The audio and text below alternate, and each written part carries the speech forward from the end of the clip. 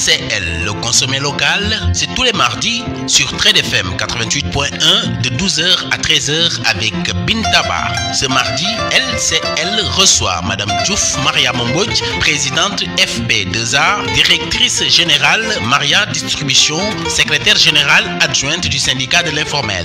Bintaba discutera avec son invité de la valorisation des produits locaux et du consommé local. LCL sur Trade FM 88.1 ce mardi de 12h à 13h. Participez à l'émission en appelant au 88 628 73 73 88 628 73 73.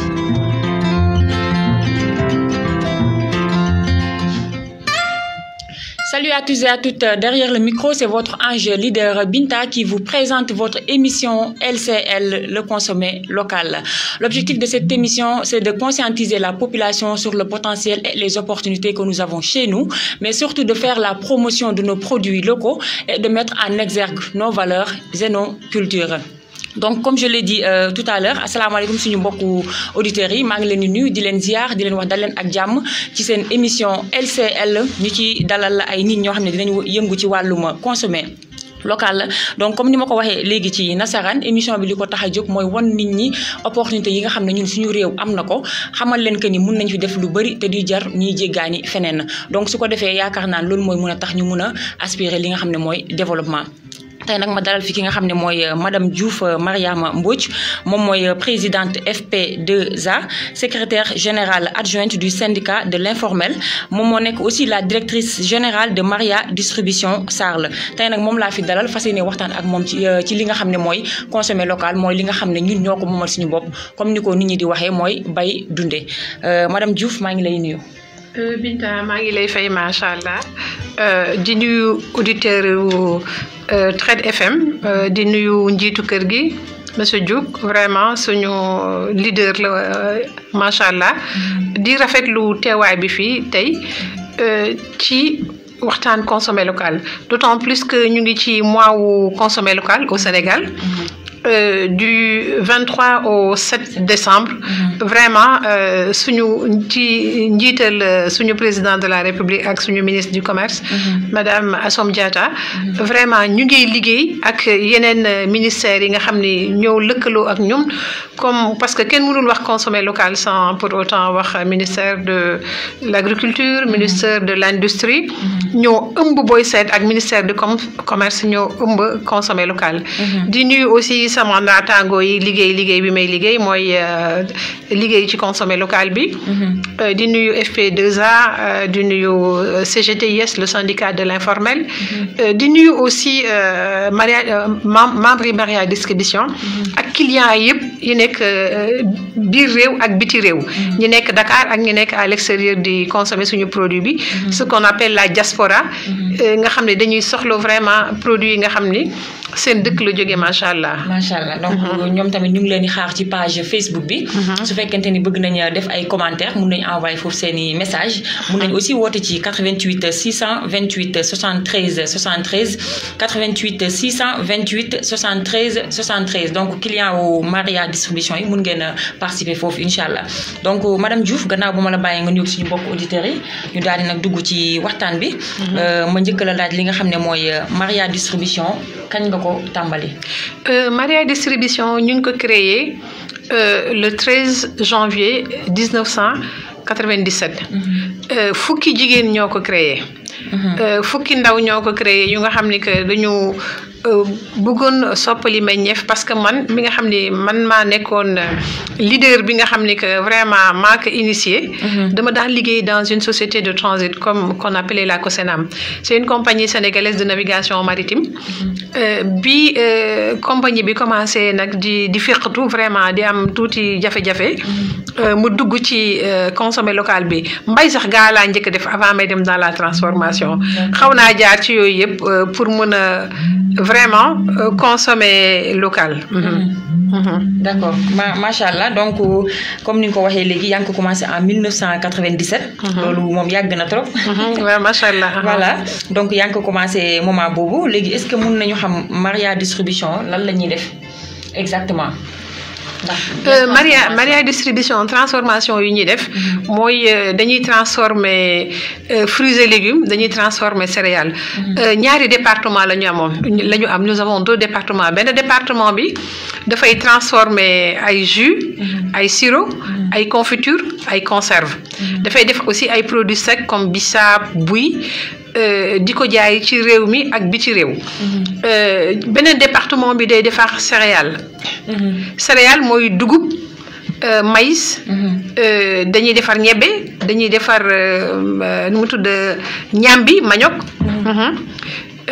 di ko transformer di ko def ay araw caakri cere sànqal aussi di def aussi ay produits mix parce que cere booy seet c'est un produit culturel mais produit boobu produit mix la parce que mil ak maïs ñoo koy defar dugub ak mboq ñoo koy defar dañuy transformer aussi manioc bi def ko araw araw manioc aussi vraiment dafa baax si nit dafa baax si surtout nag ci góor parce que nee nañu góor buy jël maïs nu mu tudd manioc 10 grammes par jour vraiment soo amee prostate dina wër su fekkee ni nu mu tudd amuloo ko woon mën na la prévenir ba doo ko am manioc bi ci boppam waaw manioc bi ci boppam boo koy lekk message boobu moom defe naa non wax dëgg yàlla ñun buñ koy commencé naam xamuñu ko woon mais ci biir la ñu mën sa jot benn genre émission.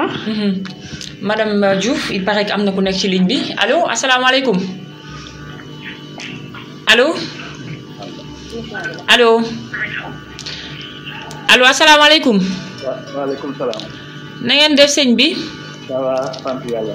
tur bi naka la ak foo ñuy woowee baal ma nga wax tuuti ci kaw. voilà man Papa Sengane Diouf laa. Papa. Sengane Diouf. Papa Diouf. waaw Papa Sengane. d'accord ñu ngi lay ziar di la dalal ak jàmm ci Trade FM. da nga bëggoon participer ci émission bi ñu ngi lay déglu madame Diouf mu ngi lay dégg. waaw moom madame Diouf boobu suma soxna la. ah macha allah kon suñu papa moo wootee. voilà suma ñaare la.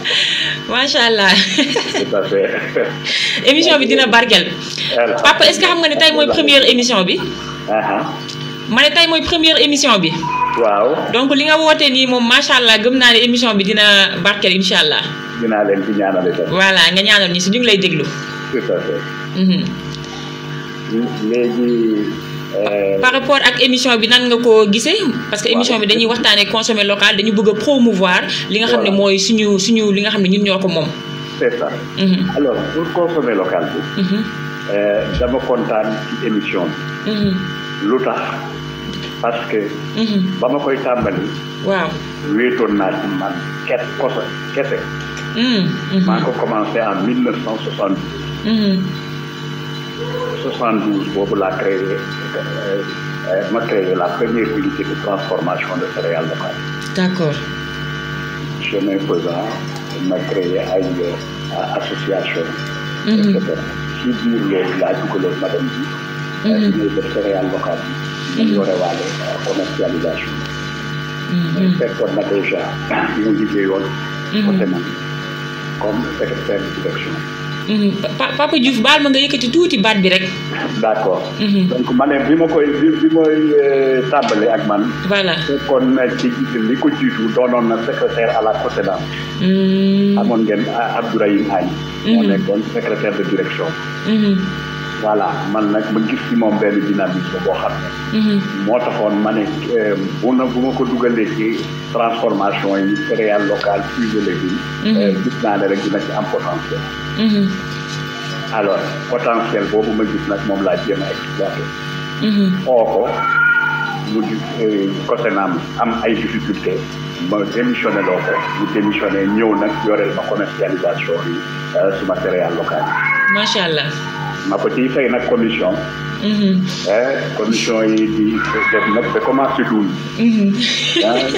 parce que boo demee ba commission yi di ba 1 million et quelque par mois. macha allah. te yow nga doon touché 240 000 par mois.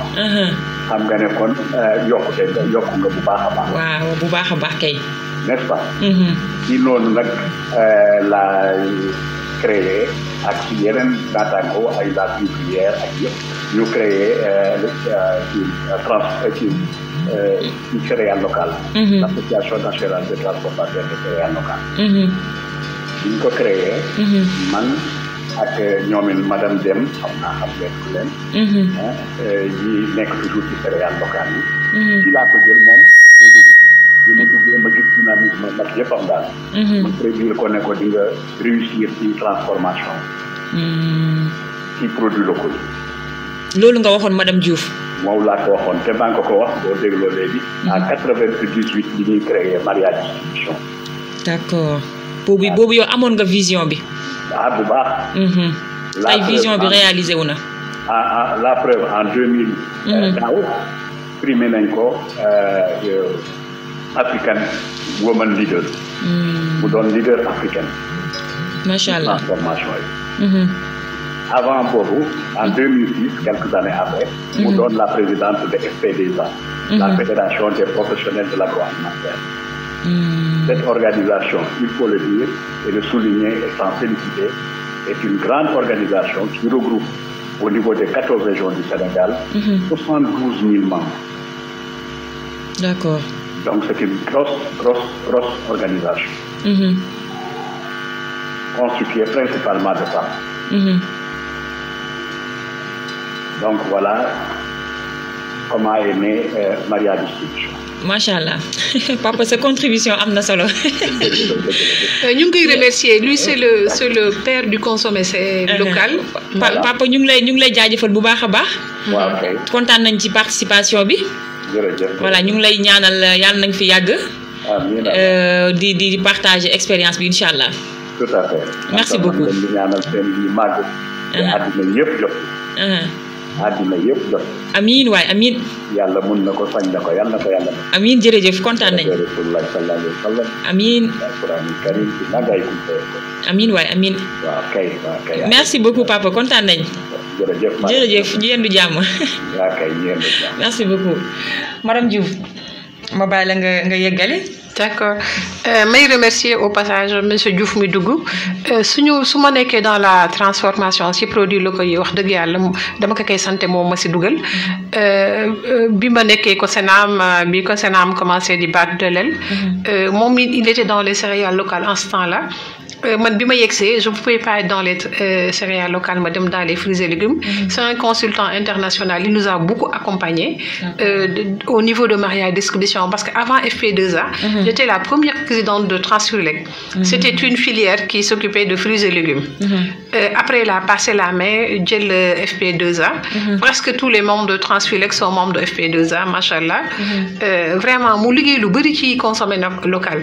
Moi je le nomme le père du consommé local parce que bi mu ci dugg wax dëgg yàlla kenn nekku ci woon et vraiment il a persévéré def na ci ay jéego yu bëri macha allah ci consommé local vraiment ma ne ko wax dëgg yàlla souvent dama koy wax ma ne ko normalement au Sénégal bu ñuy décorer consommé local yaay premier ki ñu war a mën a décorer au Sénégal parce que y a même un docteur qui était mon docteur le docteur Ardoba il était membre de la CNES benn jour bu may dem mu ni ma mais ton mari est un visionnaire ma ne ko lu tax nga wax ko mu ni ma quand il venait à la CNES et qu'il parlait du consommé local ñun dañ naan 50 000 moom ça va pas xam nga toujours dañ naan moom bopp bi nekku fi daal mu ni ma tu te rends compte maintenant tout le monde parle du consommé local et en ce moment-là quand il en parlait les gens ne l'écoutaient même pas il disait que il disait du n'importe quoi ma ne ko tous les savants quand ils parlent les gens disent qu'ils disent du n'importe quoi mais dans la vie non le nu mu tudd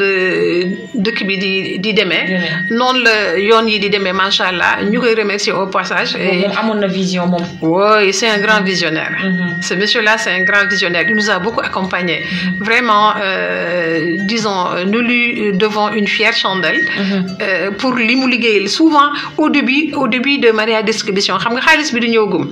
te yaa ngi soog a jógee ci benn bureau à chaque fois damay xaw a décourager tuuti mais il me dit ne te décourage pas non je vais aller avec mes sœurs et font de l'import-export mu ne ma bu ko def toogal yow li nga indil sa réew ñii indiluñ ko mu ne ma ñii dañuy génne devise yow da ngay dugal devise et tu crées des emplois tu es plus important que ci biir dëkk bi. dëgg la góorgóorlul di nga dem vraiment je me suis pas découragée mais avec son encouragement j'ai pu persévérer.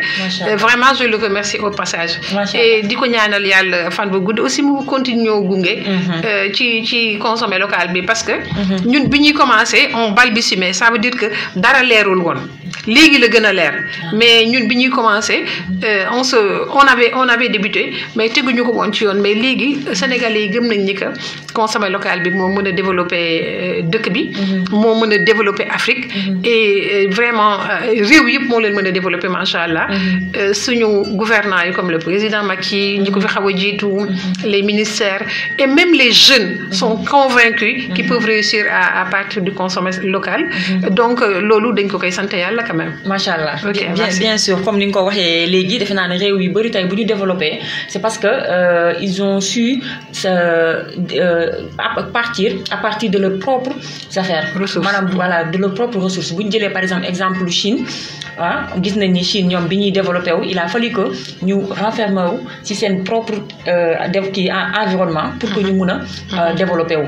donc ñun tam defe naa te gis naa ni suñu njiit yi conscient nañ ci loolu comme ni nga ko waxee léegi parce que tey le président de la République a lancé le mois du consommer local comme ni nga ko waxee léegi ñu nekk ci instant bi mu nekk du 27 defe naa ba la du 23 au 7 janvier 2022. voilà donc loolu lépp ci promouvoir consommer local la balaa may ñëwaat ci waxtaan bi damay fàttali suñu mbokku auditeurs yi que ni yéen a ngi ci 88.1 Trade FM radio des affaires et de la consommation yéen a ngi déglu seen émission LCL le consommer local. tey nag ma dalal fi ki nga xam ne mooy madame Diouf Mariama Mbodj moom moo taxawal li nga xam ne mooy Maria distribution Sarl donc tey moom laa fas yéene waxtaanal comme ni ko Papa Diouf defee léegi mun ngeen woote ci 88 628 73 73 88 628 73 73 wala ngeen envoyé seen commentaire ci page Facebook bi nga xam ne mooy rajo Trade FM madame Diouf donc bu ñu continuer waxtaan bi ma ñëw ci li nga xam ne moo la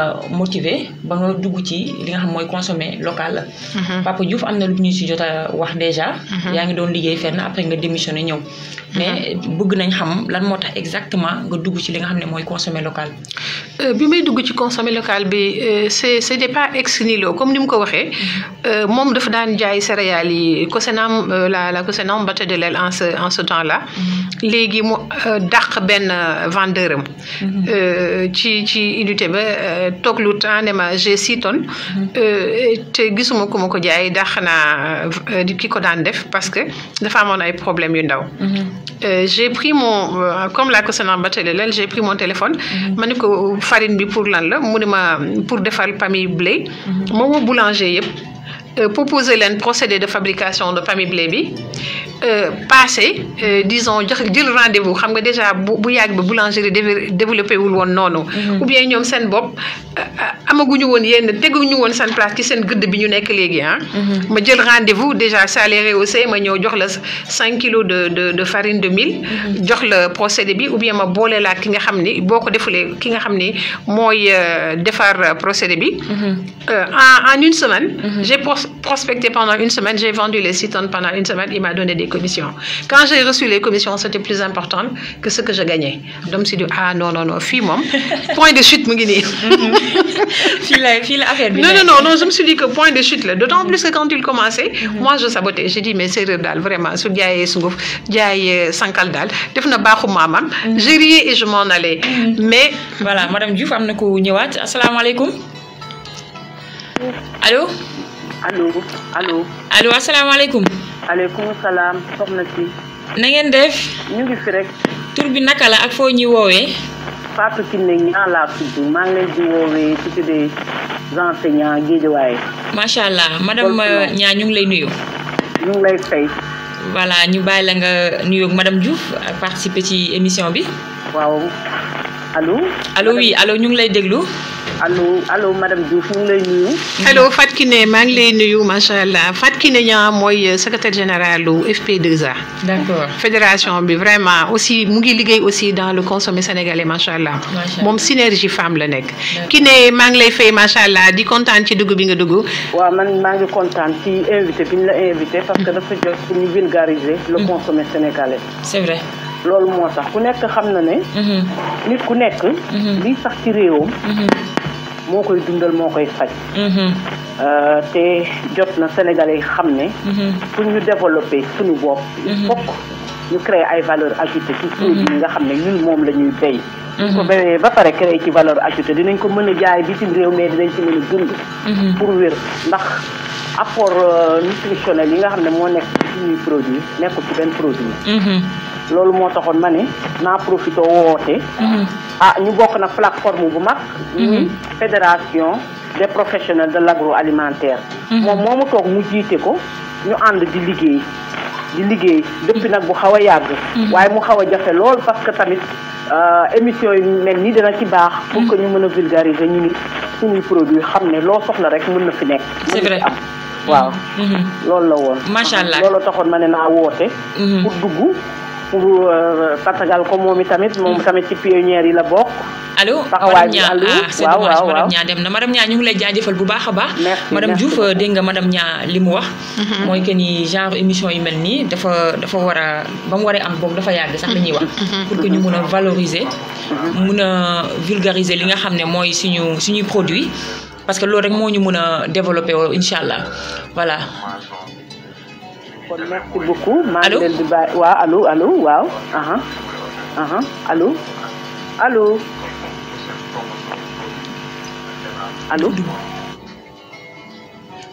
voilà mi ngi noonu kooku dem na donc madame Diouf comme ni ma ko doon waxee léegi nii madame Nia li mu wax dafa am solo nee na suñuy produit am na apport yu bëri yoo xam ne mun nañu ko apporter sànq yaa ngi koy wax ci exemple manioc bi ak góor.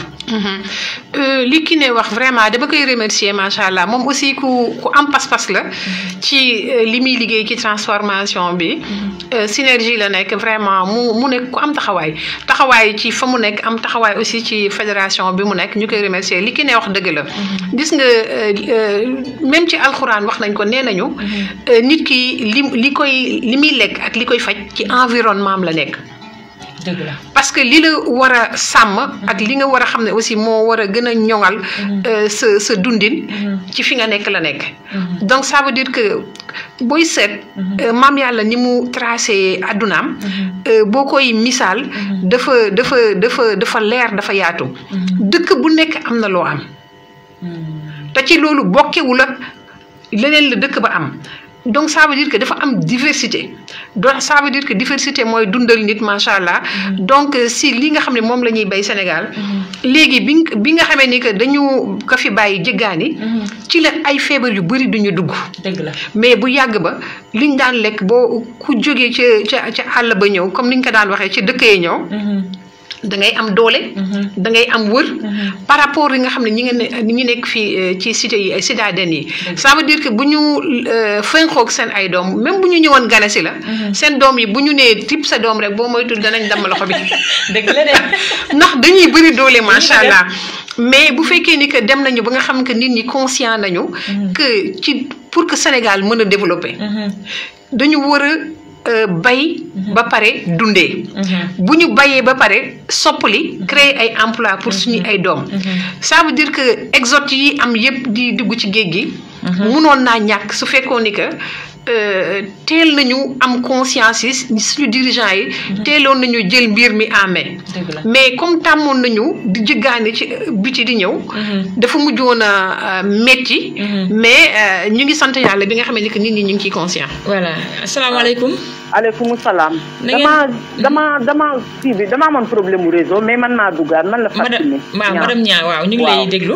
waaw léegi foofu li ma bëggoon wax moom mooy. il faut état du Sénégal aussi ñu am politique.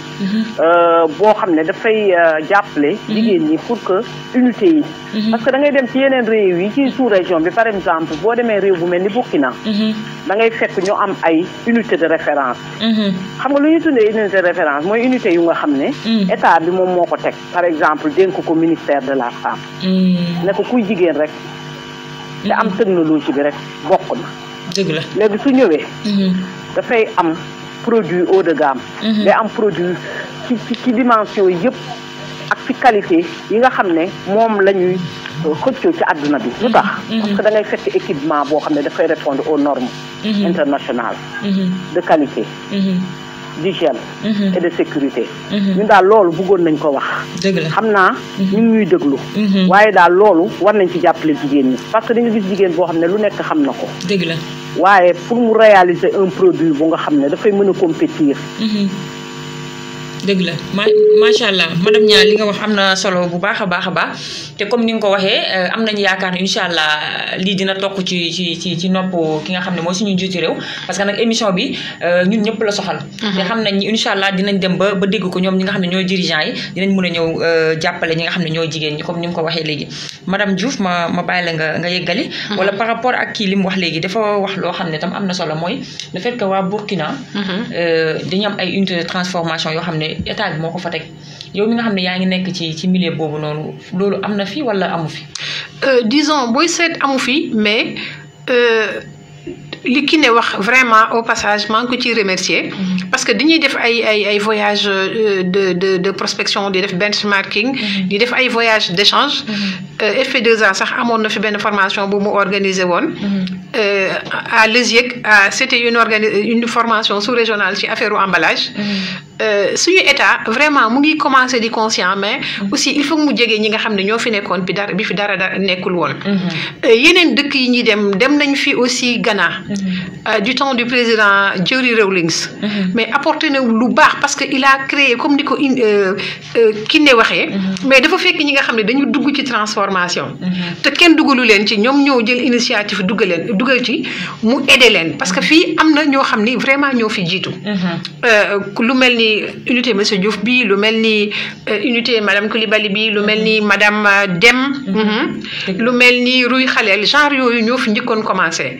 am na ñoo xam ni que peut-être taxaw nañu am na ñoo xam ni continuer nañu mais je pense que il est nécessaire que le gouvernement puisse aider ces gens-là c'est vrai que léegi ñu ngi lebal opérateurs yi mais pour que nu mu tudd transformation bi développé mu am ay leaders yu taxaw le président Rawlings avait aidé chaque structure joxoon na la 500 millions boo xam ni yow fayuloo ko mais dañ lay accompagner pour nga taxaw dëgg loolu moo defoon que AGOA booy seet Ghana moo ci gën a profiter parce que temps boobu seen président gëmoon na loolu ci transformation bi unité yi gars ñu ngi góorgóorlu ñu ngi femme lu mais dafa soxlawaat ndimbal et que pour loolu mun a am il faudrait que suñu njiitu réew yi aussi taxaw ci toog ñu waxtaan ça veut dire que comment régler la transformation ñu ngi subventionner bu baax agriculture bi mais war nañu subventionner aussi la transformation pour mu mën a dem parce que matière première yi cher na ñëpp dañ leen di jàngal jus wala cere xam nga bu ci ñëpp duggandoo affaire bi day compliqué disons dugub léegi ñu ngi commencé au pareil moment ñu ngi soog a pare bay le mil est à 270 francs la tonne 275 francs la tonne xam nga loolu jaarul ci yoon donc le ministère de l'agriculture ñu ngi koy tàllal loxo vraiment jaaroon nañ ci benn agent bu tudd monsieur Aw pour que le ministre nous accorde une audience avec les autres fédérations faîtières yi fi nekk pour ñu rencontrer ko pour ñu essayer pour que liggéey bi mën a jëm kanam ñoŋ ñu seet naka la ñuy subventionner l'achat du mil et il est assez normal aussi que la transformation pour mu jëm kanam il faudrait que ñu defal ñu programme. D'accord. Parce que am na programme bu mel noonu bu fi musoon a am sur le mil où l'Union européenne avait fait un programme de 3 milliards et quelques pour les transformateurs de céréales. En ce moment-là bu ñuy jënd dugub bi mu gën a yomb ñu subventionner leen ko parce que lu nga xam ne que ñun ñi ko commencé mooy compagnie ñoom monsieur Diouf gi et autres la tonne du mil coûtait 30 000 francs maintenant la tonne du mil coûte 270 000 francs 275 000 francs en gros le mil décortiqué à 350 000 francs donc ça veut dire que la production la transformation a tiré la production du mil mais léegi li des mooy ñu réguler ko et je pense que nous faisons ñu ngi tàllal loxo état bi pour que mu gën ci mën a jàpp ensemble pour ñu développer parce que ñun bu ñu créer suñu unité yi à beau être nu mu tudd égoïste di nga employer jeunes yi parce que liggéey boobu dafa metti parce que day joxe même femmes yi araw des fois dañuy am ay hypertension dañuy am ay problème mu crampe donc ça veut dire que ñu jéem a moderniser parce que pour ñu moderniser ko certes la recherche a fait quelque part sur disons des équipements mais doyul parce que bu fekkee ne yow da nga war a araw bugg ci génne lu mat 5 calibres liggéey boobu xam nga ni ñongagul daal des na donc on peut ensemble travailler sur la technologie améliorer ko parce que ñun dañuy tiit ci avenir u transformation céréales de araw xale yi duñu araw de ñi fi nekk di araw ñi fi presque nekkoon di araw ñooy araw ba léegi te ñu commencé jëm mag donc d'où la modernisation des unités de production et cette modernisation là il faudrait que état bi mun ñu ci jàppale on parle du consommé sénégalais mais maintenant on est vraiment satisfait parce que gis nañ ni jeunes yi ñu ngi ciy dugg donc ça veut dire que suñu relève ñu ngi am yaakaar ni que ça va être assuré. Mais avec notre expérience aussi, nous, on peut conseiller l'État pour que affaire yi jëm kanam. Parce que am nañ ci nu mu tudd expérience. Parce que xale bi ni ko olof di waxee ku boo duggee ci néeg bu lëndëm ki la fa jiitu moo la mën a wax fooy toog. toogal fii. mais sinon rek di nga toog foo xam ne waroo fa toog. tu peux mën nga toog ci vide bi daal. et en ce moment là du gënal ñif ñi aussi pour jeunes yi ñun xam nañ ni pour jeunes yi gën a mën a jël transformation bi il faut que ñu moderniser sinon duñ fi toog ñun leer nañu naan parce que ñun dañuy jël ay stagiaires au niveau de Maria distribution au centre sectoriel bu am di agro dañuy jël ay stagiaires yu disons université de Ziguinchor pas mal de stagiaires waa Thiès aussi dañ leen di jël université de Saint-Louis aussi dañ leen di jëlal ay stagiaires gis nga xale bu ci egsi li mu leen njëkk a wax mais madame man fi ñuy defaree jus laay dem ma ne ko man non doo dem fi ñuy defaree jus ñun ñoo lay wax yow fi ngay dem parce que c'est pas que bëgguñu ko c'est parce que dañu xam ni que transformation des céréales dafa metti mooy araw bi noonu araw bi ak loxo yi vraiment il faut nga nekk jàmbar dëgg pour nga nekk ci macha allah et puis ñu ngi tàllal loxo état bi pour ñu jéem a set ensemble nu ñuy toogee autour d'une table parler de la subvention du mil parler aussi de la modernisation des unités de transformation de céréales ça veut dire que calibreur rouleur yiñ ci am yëpp ñu defaral ko fii c'est pas encore au point des na mais ñun xam nañ ni que ay jéego ñu ngi dox donc ça veut dire que en relation avec la Chine parce que man demoon naa ba Chine avant Covid bi Chine la ma fekk Shanghai laa nekkoon pour benn foire mais bi ma paree foire bi dama dugg biir Chine dem naa ñetti dëkk dem naa Jingdong dem naa Yu dem naa yeneen mais li ma fa doon def pour identifier benn machine boo xam ne dafay mën a araw parce que xam naa ni liggéey bu metti la donc ça veut dire que il faut ñu dox ci ay jéego la première machine créée au Sénégal pour faire le roulage est dans mon idée monsieur Diouf mi ngay gis moo ko nu mu tudd mettre en place ak un projet de CRDI en relation avec l'ITA mais machine boobu mun na cere mën nga ci def cere bu doy mais araw mooy problème bi ça veut dire que nga ni calibre 2.5 laa soxla mu génneel la que calibre 2.5 nga ni ko 3 laa soxla mu génneel la que 3 mais boo commencé araw ci machine bu bi njëkk a taxaw dina la génneel 2 dina la génneel 1 dina la génneel 3 dina la génneel 5 dina la génneel 10 te yow soxla woo loolu xam nga loolu dafay sooxeel liggéey nga soxla 300 kilos maa nga soxla 1 tonne soo koy araw boo moytul 300 kilos ngay am boo xam ne ñoo yem xam nga loolu du liggéey machine boo ko laajee x la war a génneel nga laaj ko y mu génneel la y et ce qui n'est pas le cas de ces technologies là avancé na tuuti pour cere bi on a disons xaw nañu am satisfaction mais des na ba tey parce que cere yëpp duñu yem il faut que mu nekk cere culturel daal mooy comme cere bi loxo di mooñ yooyu aussi dañu war a avancer ci technologie bi avancer ci technologie araw ba pare comme Sénégal la ñu nekk mënuñu jaayee sachet araw 1000 francs donc ça veut dire que fii lañ koy bayee fii lañ koy transformer war na yomb ci dundinu Sénégalais yi macha allah. voilà am na ku nekk ci ligne bi madame Diouf allo. allo. asalaamaaleykum. maaleykum salaam soxna si na nga def. sant yàlla bu baax alhamdulilah. maa ngi ziar bu wér. delloo ziar tur bi naka la ak foo ñuy woowee. Maguette Diop Touba Darou Marnane. macha allah Maguette ñu ngi lay ziar. maa ngi leen di ziar bu wér. voilà ñu ngi lay déglu da nga bëggoon participer ci émission bi. waaw émission bi léegi dafa am sama benn sœur bu nekk Italie. moom mi ngi leen di fexe woo Awa Diagne la tudd mi ngi fexee bëgg a dugg. waaw. mais mënul dugg nee na dafa xamul lu nekk ci numéro bi. d'accord numéro bi mooy bi ma doon jàllale mooy 628 73 73 88. waaw 88 628 73 73. voilà c'est ça. waaw léegi moom fi laa leen woowee nii léegi moom tam moom la yore mais dafa woote mënul dem tamit mënul déglu tamit émission bi. ah bon. mun nañu suivre aussi en direct sur page Facebook rajo bi parce que ñu ngi en direct aussi waaw. mu dem ci page Facebook rajo bi. waaw day dem Facebook mu def Trade FM. mu def. Trade FM. Trade FM. mooy turu rajo bi waa TRADE. waaw. FM. waaw FM. voilà ci page Facebook bi ñu ngi en direct foofu dina ko mën a déglu foofu. dina ko mën a déglu foofu. waaw mun na sax envoyer ay commentaires am bu dee mënul woote aussi. waaw xaaral ma wax ko kon. voilà page Facebook Trade FM. waaw d'accord. voilà ñu ngi lay jaajëfal bu baax. merci kontaan naa si. jërëjëf merci beaucoup. merci. ñu ngi remercier Maguette xam naa ni Awa ci membre yi commencé woon transformation bi dem Italie aussi. di jënd produit yi aussi di ko fa jaay la.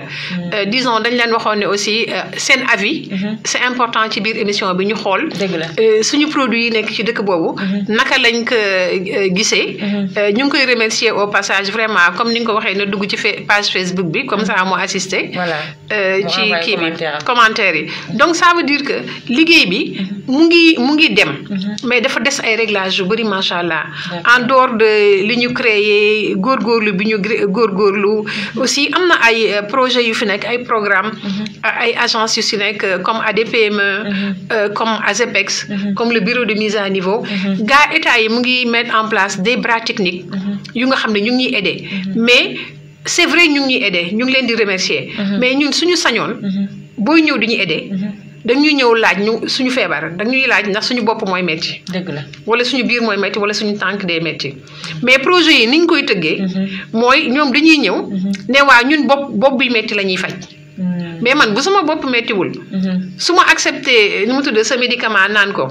aussi dinaa ko naan mais man sama bopp mettiwul sama biir mooy metti. dëgg la bu fekkee ne sama biir mettiwul sama tànk mooy metti. mais bu ñuy ñëw dañuy ñëw. ñu laaj la yow lan moo lay metti lan nga bëgg nu mu tudd faj. parce que mbir mi des fois ñun duñu comprendre dañ ni vraiment. li Issa Niang waxoon la daal. kaay ma yéen la goo gis. du bëgg laa dimbali bëgg xam li nekk ci biir leket gi la. c'est vrai que ils se sont développés en déversant leurs produits en Afrique et dans les autres pays. donc su fekkee ni ñun dañu bëgg jóg. day metti. mais en attendant nañu jàppale. ci nu mu tudd culture vivrière yi nga xam ne moo ñuy dundal. aussi la diaspora en a besoin. et en même temps que les fruits et légumes. parce que quand même l'Afrique a besoin de se développer. Le Sénégal aussi. parce que suñu président poète bi moo ko waxoon le président Senghor. nee na au banquet de l'universel. l'Afrique sera présent. léegi dañuy kontaan ci bi ñu liiree journal bi. que le ceebu jën fait partir aussi du patrimoine culturel international. ñun dañu kontaan parce que on s'est dit que ça nous a fait revivre quand même ce qu'avait dit le président poète. Et que au banquet de l'universel, l'Afrique sera présent. Mais le Sénégal est déjà présent avec son ceebu jën. Vraiment. Et ces ceebu jën là sont accompagnés de légumes. Et ceebu jën aussi, desatul rek ci ceebu jën à partir du riz. Dañ koy defar léegi à partir du maïs, dañ koy defar à partir du mil, ngëmb. Il y a beaucoup de plats qui se fait à partir du mil, du maïs, des ceebu jën. Donc ça veut dire que Sénégal avancé na lool en relation avec disons la recherche qui est l'ITEA. Mais il faudrait aussi qu'on travaille beaucoup sur la recherche. Parce que xam nga lu avancé wul dafay reculer. parce que dëkk bu fekkee ne que doomu réew ma dañu bëgg commencer di entreprendre. di développer. di ko mettre sur le marché. pour nu ñuy dundee ak jim ko jaay. recherche bi dafa war a am doole. parce que bu ñëpp transformer céréales ñëpp defar jus. ñëpp defar ci gédége xam nga ñett la booy seet soriwul bu ci pour que mu mën a développer réew ma ba affaire yi gën a développer il faudrait que mu am diversité donc la recherche doit travailler sur la diversification ça veut dire que créer ay produits yu bees yu nga xam ne dinañ mën a tirer production boobu aussi qu'il y ait une diversité parce que Europe booy seet yooyu su may defar jus d'orange laay defal wala su ma defaree peut-être mun naa defar jus d'orange ak jus de raisin keneen kii dem defar jus de pomme xam nga loolu bu ñuy liggéey dañuy gaaw a am koom parce que yow yaa koy def ak ñi ngi koy defar keneen moo koy def ak ñi ngi koy defal mais su fekkee ne ñëpp dañu bëgg a rouiller ci foofu dañuy rey métier boobu. maanaam benn nit mooy bëgg a defarandoo lépp. waaw benn nit mooy defarandoo produit yu bëri. mais il faudrait ñu seet que la recherche. créer par exemple bu ñuy defar jus. ñuy defar jus su ñuy defar céréales ñuy defar céréales su ñuy defar pâte d'arachide ñuy defar pâte d'arachide su ñuy defar nebedaay ñuy defar nebedaay donc ça veut dire que ñu aller vers peut-être les tout produits ou le monoproduit. Matière première bi ki koy jënd dafay am nu mu tudd facilité jënd ko mu yomb. ba pare aussi wala nga xam ne ñi koy defar du ñu bëri noonu. mais su fekkee ni que tous les Sénégalais. qui veulent entreprendre. vont faire les jus et les céréales il y a problème. parce que loolu du jëmale am réew kanam. dafay nekk lu nga xam ne aussi dafay retarder loo nu mu tudd filière boobu. ñenn mën nañ ci nekk. ñenn dafay leneen ñii mën nañ di bay. mu yokku ñu gën a bay. pour que au moins 100 nekk ci wala 200 wala 300. mais bu ci 15 millions de Sénégalais wala 3 millions de Sénégalais yëpp nekkee. day sooxeloo nu mu tudd activité boobu. ñu réfléchiraat ci ni muy demee. su ñu fekkee ni jus la Sénégalais yëpp li sa maam waxoon bu ñëpp jaayee ko jënd. dëgg la ñu organiser aussi métier mi mais la recherche aussi ñu may ko mu créer de nouveaux produits. pour que xale yi mën a gën a am. lu ñuy def ñu entreprendre. loolu aussi mais aussi loxo état bi dafay am daf ciy nekk. parce que la recherche aussi a besoin de moyens. c'est ça pour rechercher. et pour trouver. et ku chercher aussi ba trouver mën nañ la accompagner ci sa recherche boobu. ba nga gën ko ñoŋal gën ko développer macha allah. vraiment ñu jàpp ci consommer sénégalais bi. parce que mooy source boo xam ne mën na développer. Sénégal. gën a jël man dama ni je sais pas ñu baal ma. mais l'agriculture au Sénégal dañ ko war a teg. D'accord. mbay mi ci boppam. ça veut dire que l'agriculture quand soo déggee agriculture. c'est depuis les semences.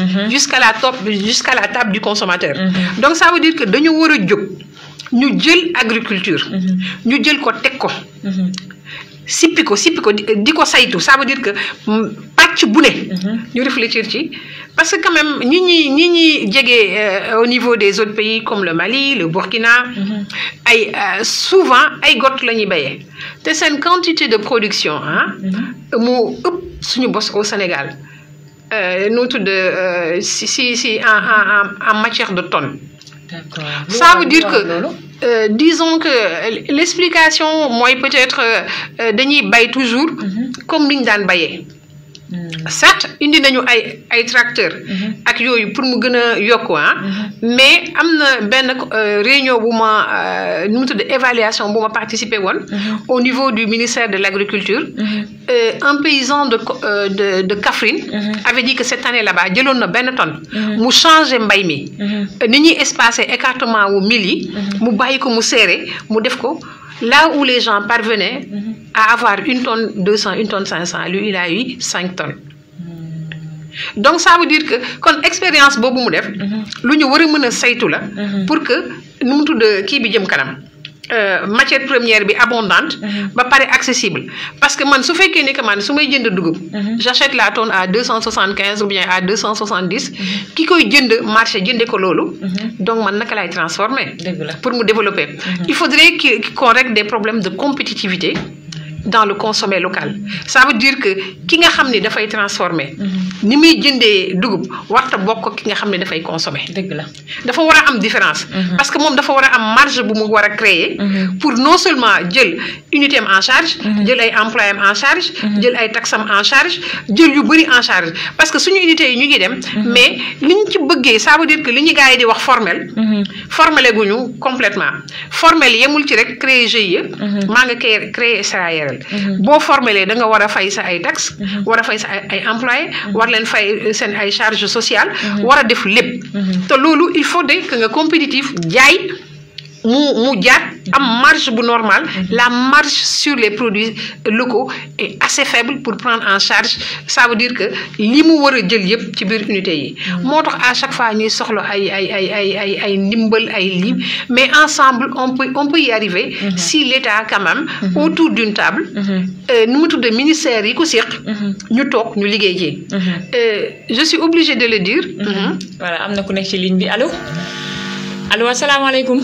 maaleykum salaam soxna si ñu ngi ziar. delloo ziar bu baax a baax. tur bi alhamdulilah. Adama Diagne Touba Darou Manane.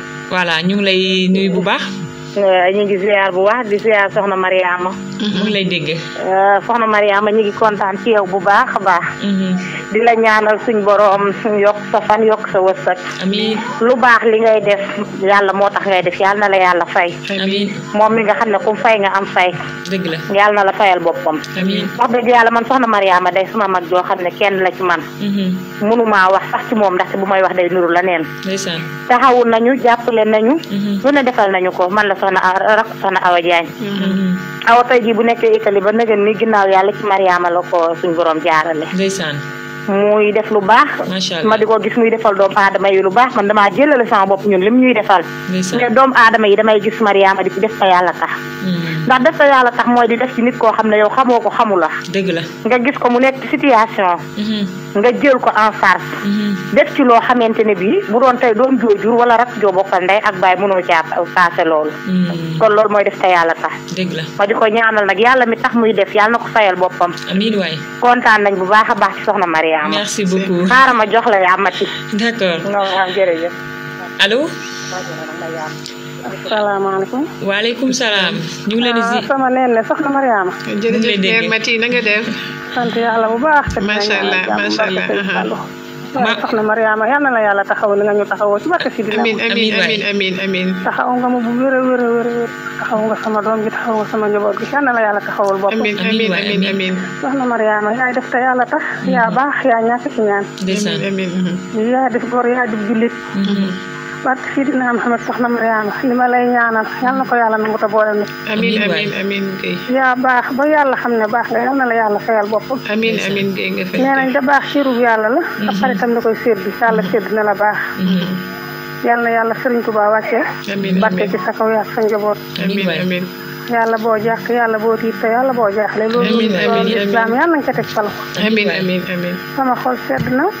sama xol tooy na xëpp li ma bëgg a wax ci yow lépp Mariama mënuma koo wax. bilaay mère Mati vraiment yàlla fay la yow it macha allah. ma di la ñaanal jàmm gi sax dàkk nga bokk ko képp ku di julli te yéene la ko yàlla nañu yàlla boole jàmm. amiin yaa baax te ñàkk ki ñaan yaa def góor yaa di jullit yaay fekk ku jar a dimbali nga dimbali ko te yàlla rek tax. amiin yàlla mi tax ngay def gis na li ngay def yàlla na la fayal boppam. jërëjëf Mame Boye kontaan nañ ci woote bi. sant naa bu wér. amiin jërëjëf Mame Boye kontaan nañ ci woote bi. waxtu bi moo ñu xaw a xoj moo tax. kontaan nañ bu baax a baax. yal na la fi yàlla saxal yow tamit. amiin jërëjëf kontaan nañ. ñu yendu jàmm. alhamdulilah jërëjëf.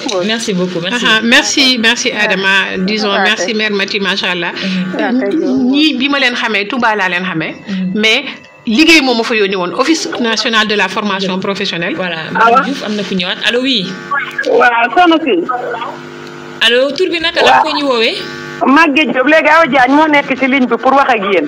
ma paas la ko moo nekk Italie. mooy ki nekk Italie voilà ñu ngi koy déglu. awa waxal ak ñoom ñu ngi lay dégg. waaw asalaamaaleykum wa rahmatulah. waaleykum salaam soxna Awa. ñu ngi lay nuyu. sant yàlla bu baax alhamdulilah mun nga ñu baal nga yokk tuuti rek voix bi. yokk sa baat bu baax. waaw ma yokk sama baat ligne bi moo neexul nag. maa ngi woowee fii ci Italie. Italie d'accord ñu ngi lay déglu madame Diouf mu ngi lay dégg. waaw man la Awa Diagne di rakk ci soxna Mariama Mbodj Soda Mbodj moom ngeen dalal. di xarit ci moom. wëllëre ci moom. di lépp ci moom. ndeysaan tey nag dalal ngeen nit ku baax. dalal ngeen gor. dalal ngeen garmi dalal ngeen lingeer. ndeysaan dalal ngeen jàmbaaru pàkk tëdd. macha allah. te maane moom nee nañ bu teewee rek nee na moom day daal di tuxu. ndeysaan. liggéey ak sellal gi mu koy sellal ak yéene ji mu am ci mboolem kuy doomu aadama ci kaw suuf man maa ci mën a wax lu leer. ndeysaan. ndax liggéey moo ñu boole woon état boole ñu. man ma yëg damaa bëgg a liggéey dama bëgg a avancer dem ci kanam. ginnaaw bu yàlla dogalam ba pare. mu boole ma ak moom. ndeysaan. bi ma demee def sama demande. pour def formation liggéey sama liggéeyu bopp moom lañ ma indil sama kër pour mu former ma jour boobu laa ko mos a gis jour boobu la ma mos a gis. ndeysaan. mu formé ma. jàppale ma yamul ci loolu mu ne ma dinaa la dimbale parce que gis naa ne xale nga mais jom nga am. jàmbaar nga bëgg nga def ci kanam te loolu laay wër. Mariama loxoom jugul ci moom mu formé ma financé ma boppam jàppal ma boppam dimbaleel ma boppam du ma woo may jóge Touba laa dëkk man Touba ndeysaan may jóge Touba di dem Dakar di ko fa fekk mu di ma teg si yoon di ma wan lu ma war a def di ma wax lu ma war a def ba ànd ak man takkal ma samay produit de ci koo xam ne mosul xam naka lay liggéeyee may ànd ak moom mu di ma wan yoon wi mu jaar moom di ma dimbale ba ñu ànd mu produire ñu ànd wàcc Paris ci CA boobu yaa suñu produit xam nga kon kooku garmi la dëgg la ki nga xam ne soxatul siis bi mu toog moom mu ñëw nga ñëw tey à zéro mu jàppale la ba yëpp la ba teg la fi mu toog kooku soxatul maa ngi ñu Europe ginnaaw bi yàlla wéyee moom kese laa mën a wax ne moo ma jàppale ba maa ngi fii di liggéey tey dafa ci sama ay soxla macha allah dimbale samay parents dimbale sama famille dimbale sama borom kër fii sax laa mujjee amee borom kër ndeysaan fi laa mujjee amee njaboot te lépp ginnaaw bi yàlla wéyee si loxoom la jaar li may wax moom xam na ko te àdduna bi yëpp xam nañ ko mboolem ku ko xam rek tey xam nga Maria macha allah defe naa li nga waroon wax yëpp kay moom xam naa ni li nga wax ci kaw rek comprendre nañ li nekk déjà ci suuf parce que ku la jàppale ba nga dem Europe ba liggéey fa am Touba nag nga xamal la ne ñëpp a ngi ci cerveau bi tey bëgg a dugg Touba yëpp daaru mën naan gi yëpp ndeysaan parce que 20 personnes laa war a former jour boobu Maria taxaw na ak pëstifam ba téeméer nit la ñu former jour boobu macha allah mais yow tamit ku reconnaissante nga parce que fexe nga ba dugg te dugg bi yombul woon ndax réseau bi dafa saturé xam naa ni moom tam kontaan na ci loolu dugg bi dama rayante ba fi mu toll gis nañ loolu kay ñoo mujj fexe ba am na ci benn partie bu dugg ndeysaan seen téléphone tegal ma ko si laay wax nii mais nekkul na man maa woote ba dugg ci réseau bi parce que dëgg la sa rakk bi woote na sànq doon ne da nga bëgg a dugg moo tax fu njëkk laa yuuxu ne leen bu émission bi jeexee te dugguma dootu leen ma gisati du ngeen ma dégg kon heureusement alhamdulilah mais kontaan nañ bu baax ci témoignage yi waxtu bi moo ñu xaw a xam nañu sa xol waaw xam nañu sa xol dafa tooy mais moom dégg na li nga témoigné waxtu bi moo ñu xoj moo tax waxtu bi da leen a jot voilà waxtu bi moo ñu jot ne ko kontaan nañ bu baax ci woote bi ñu ngi koy jaajëfal kër nga waaye waxtu bi moo leen jot nekk ni yaramam dafa tàng awa merci beaucoup ñu ngi lay jaajëfal bu baax a baax madame Diouf gis nga waxtu bi déjà xoj nañu mais ñu daal di terminer tëjaale ci benn question rek heureusement que vous avez su dire l'essentiel parce que li nga wax yëpp man téye naa ci lu bëri mooy ci côté solution yi wax nga fi le fait que dañu war a xoolaat prix yi maanaam prix yi nga xam ne moom matière première yi voilà matière première yi wax nga fi ñu xoolaat technologie bi dañu war a moderniser pour que jeunes yi mun a dugg ci li nga xam ne mooy consommer local ak aussi subvention yi donc pour terminer rek ban solution tamit nga ci yokkaat loo xam ne jàpp nga ni état bi su ko defee dina mun a promouvoir consommer local bi parce que li nga souligné boo xoolee même côté entrepreneuriat ñun jeunes yi côté boobu da ngay dégg jeunes yi di ko wax dañu am problème boobu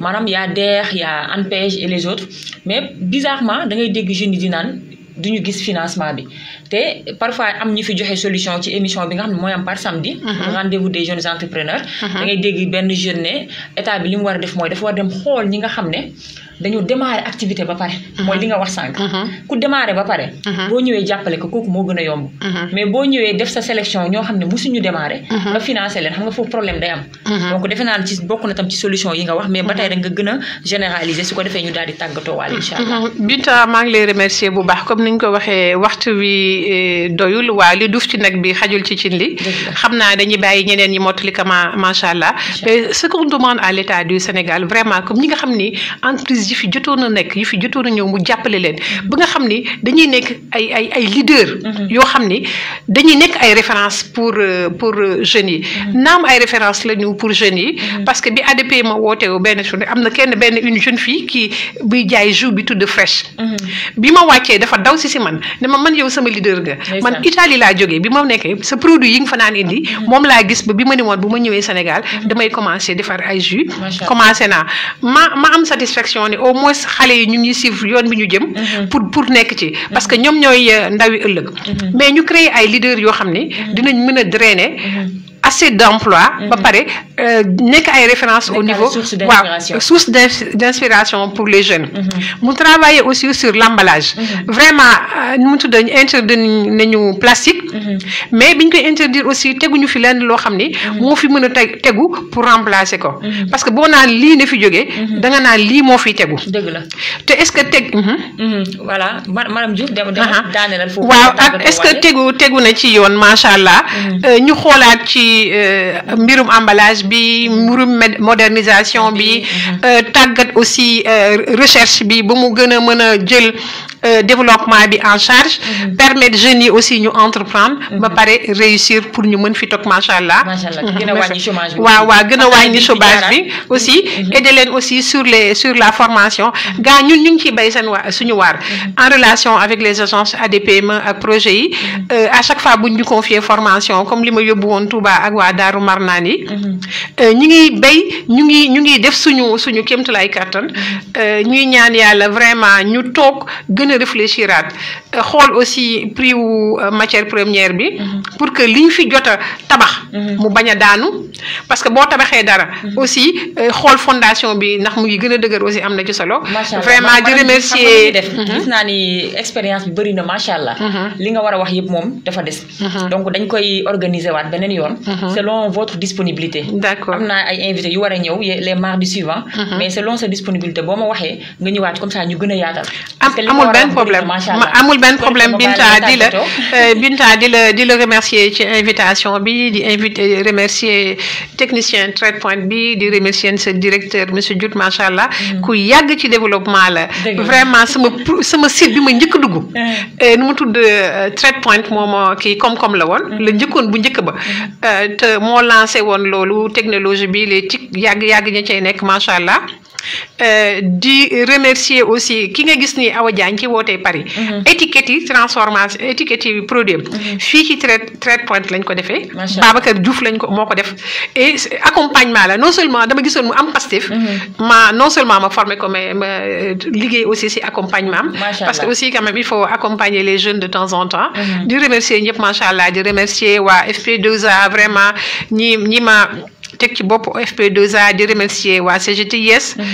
remercier waa Maria Distribution bi nga xam ni que vraiment on n'est pas une structure on est une famille macha allah. depuis bi ñu commencé ba tey du question de problème mu patron ak employé. ñun ñëpp dañu xam ni que dañu war a liggéey pour mbir mi jëm kanam ñëpp jàpp. ma leen di remercier bu baax di la remercier yow Binta ci sa invitation. parce que quand même aussi promouvoir consommer local yi jeunes yi ñoo ko war a def. di tàllal loxo état bi en ce moment là vraiment ñu àndandoo. pour seet naka la ñuy gën a mën a développer la transformation je veux dire même la production la transformation et la distribution parce que am na maillon yu bëri yoo xam ne war nañ ci liggéey ñu ngi ci transformation il faut mu gën a jàppale waat nu mu tudd transformation pour ñu mën a def ay produits standards mais il faut que ñu liggéey aussi dans la distribution mooy comme li ma wax léegi rek am na lu bëri loo xam ne war nga ko mën a partager ak ñun dañ koy organiser waat beneen yoon su ko defee nga daal di ñëw ñu gën koo yaatal incha allah vraiment on est disposé vraiment de travailler avec tout le monde pour ñu gën a mën a développer nu mu tudd koom au Sénégal macha allah di remercier ñëpp di la remercier yow aussi ci ndaw yi nga bokk vraiment li ngay def aussi daf ñuy jàppale macha allah dañuy kontaan ci gis ni que am na ñoo xam ne le devenir du Sénégal sur le consommer local seen dada la macha allah yàlla na la yàlla jàppale lu bëri macha allah merci beaucoup madame Diouf maa ngi lay jaajëfal bu baax a baax di jaajëfal ñi nga xam ne ñoo fi woote woon ak ñi doon participer ci page Facebook bi ku ci mel ni Bàcci Bey am na lu mu wax ci yow nee na du courage madame Diouf elle est expérimentée il faut que l'État et les ONG l'accompagnent ainsi que toute transformatrice pour le développement du secteur Koura Mbodj nee na une femme leader et battante qui a beaucoup œuvré dans la transformation des produits locaux Khadim Sène maa ngi lay jaajëfal bu baax a baax muy noonu donc c'était votre émission LCL le consommer local derrière le micro c'était votre ange leader Binta la technique a été assurée par DJ Baba Soirée donc je vous donne rendez-vous mardi prochain pour un autre numéro de LCL d'ici là portez-vous bien et je vous souhaite une excellente journée merci beaucoup. Trade FM 88.1